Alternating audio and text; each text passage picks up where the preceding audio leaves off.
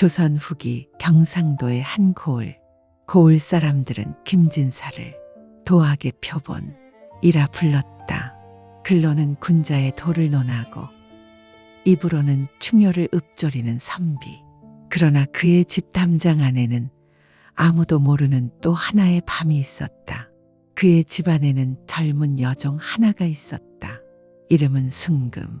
늦은 나이에 들어온 새 여종이었지만 살결이 고왔고 눈빛이 맑았다. 어느 늦은 밤 등잔불이 거의 꺼져 갈 무렵 진사는 글방에서 붓을 내려놓으며 말했다. 순금아, 등잔 기름이 다 떨어졌구나. 새 기름을 좀 채워라. 순금은 조심스레 다가와 등잔을 들었다. 그 순간 진사의 손끝이 그녀의 손등에 닿았다. 짧은 접촉이었지만 순금의 심장은 천둥처럼 뛰었다. 송구하옵니다, 어르신.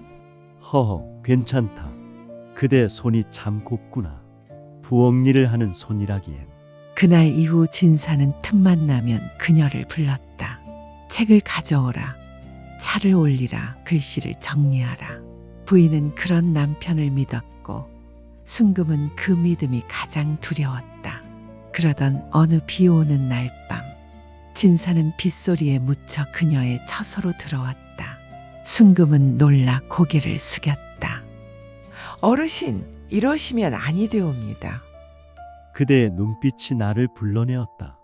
이 마음을 어찌 막으랴. 그리고 그날 밤 순금의 운명은 바뀌었다. 그날 이후 진사는 그녀를 놓지 않았다. 밤이면 부인의 잠든 틈을 타 그녀를 찾았다. 순금은 두려움과 사랑, 부끄러움과 그리움 사이에서 흔들렸다. 몇 달 뒤 그녀의 몸이 이상해졌다.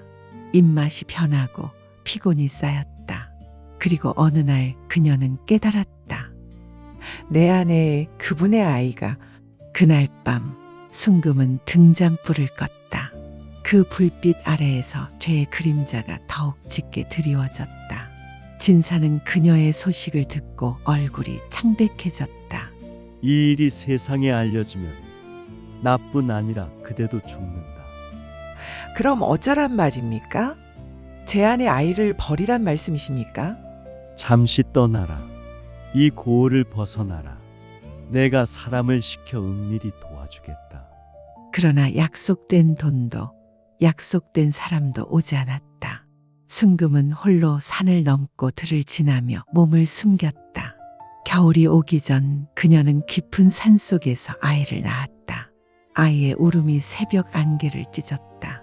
그 울음은 작았지만 세상에서 가장 큰 생명의 소리였다. 그녀는 산속 오두막에서 아이를 품에 안고 홀로 살았다. 봄이면 꽃을 꺾어 아기 머리맡에 두었고 겨울이면 자신의 옷을 찢어 덮었다. 밤마다 아이를 안고 달을 보았다. 그 달빛이 어쩐지 그 사람의 눈빛 같았다.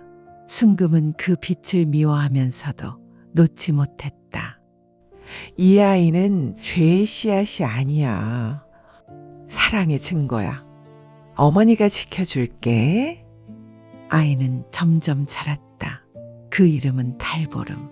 달이 가장 밝던 밤에 태어나 그렇게 불렀다. 그녀는 아이에게 진사의 이름을 한 번도 말하지 않았다. 하지만 아이의 얼굴은 자랄수록 점점 그를 닮아갔다. 하루는 장터에서 밀가루를 바꾸러 갔다가 한양에서 온 행상이 떠드는 말을 들었다. 김진사 댁 말이요. 그 댁 부인이 아이를 잃고 미쳐버렸다 하더이다. 무슨 일인지 몰라도 밤마다 불길 속에 여인을 본다지 않소. 그 말을 들은 순금은 하얗게 질렸다. 그녀는 아무 말 없이 자리를 떠났다. 그날 밤 오두막 문 앞에 낯선 그림자가 서 있었다. 등잔불 아래 낯익은 얼굴이었다. 순금아, 어르신, 어찌 여길. 진사는 변해 있었다. 이마엔 세월의 주름이 깊게 패였고 눈빛에는 두려움이 깃들어 있었다. 그 아이가 내 아이냐? 그렇다면 나를 원망하느냐? 순금은 아이를 꼭 끌어안았다. 그의 시선이 두려웠다. 원망했지요. 수백 번, 수천 번. 하지만 그보다 더 많이 그리워했습니다. 진사는 그 말을 듣고 주저앉았다. 나는 죄인이다.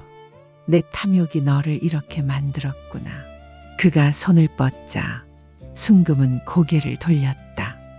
이제 손대지 마십시오. 내겐 아이가 있습니다. 그 아이가 내 세상입니다. 그 말에 진사는 입술을 깨물었다. 그렇다면 아이를 데리고 한양으로 가자. 내가 책임지겠다. 너와 아이를 내 집 안으로 드리겠다. 순금의 눈이 흔들렸다. 그게 가능한 일입니까? 부인은요? 사람들의 눈은요? 이젠 아무래도 좋다. 세상보다 내가 더 중요하다. 그때였다. 문 밖에서 바람이 스쳤다. 그리고 그 뒤에서 여인의 목소리가 들렸다. 그래서 이게 다 내 짓이었구나. 그건 진사의 부인 안씨였다. 그녀의 눈엔 광기가 서려 있었다. 손엔 길고 날선 비녀가 들려 있었다. 내 남편을 빼앗고 내 가문을 욕되게 하고도 이제는 아이까지 내세워? 순금은 아이를 감싸 안았다. 진사는 부인을 막으려 했지만 그녀는 그의 손을 뿌리쳤다. 당신이 내게서 떠난 날 나는 이미 죽었다. 오늘은 너희 둘이 죽을 차례야. 부인의 손이 번쩍 들렸고 비녀 끝이 순금의 뺨을 그었다. 피가 흘렀다. 그러나 순금은 울지 않았다. 이 피는 제 것이 아닙니다. 어르신의 피이고 저 여인의 피이기도 하겠죠. 이 아이는 죄를 물려받지 않게 하소서. 그녀의 목소리는 흔들리지 않았다. 진사는 두 여인 사이에서 무릎을 꿇었다. 그만하오. 나는 이미 벌을 받았다. 이 아이만은 살려야 하오. 그 말이 끝나기도 전에 달보름이 갑자기 울음을 터뜨렸다. 그 울음은 너무 커서 마치 세상을 흔드는 듯했다. 그 순간 부인의 손이 멈췄다. 그리고 그녀의 눈에서 눈물이 떨어졌다. 저 아이 내 아들이었을 수도 있겠지. 그녀는 조용히 등을 돌렸다. 그리고 걸음을 옮겼다. 그러나 멀리서 붉은 불빛이 치솟기 시작했다. 그날 밤 김진사 댁에 불이 났다. 누가 불을 질렀는지는 아무도 몰랐다. 어떤 이는 안씨 부인이 불을 질렀다. 고했고 어떤 이는 진사가 스스로 죄를 씻으려 했다. 고도했다. 불길은 하늘까지 치솟았고 다른 피처럼 붉게 물들었다. 진사는 불길 속에서 순금과 아이를 찾았다. 순금아, 달보름아, 어디 있느냐? 오두막은 이미 반쯤 무너져 내렸고 그 안에서 순금이 아이를 품은 채 앉아 있었다. 그녀의 얼굴은 연기 속에서도 고요했다. 이제야 오셨습니까? 어서 나와. 내가 살리게. 이제 그럴 수 없습니다.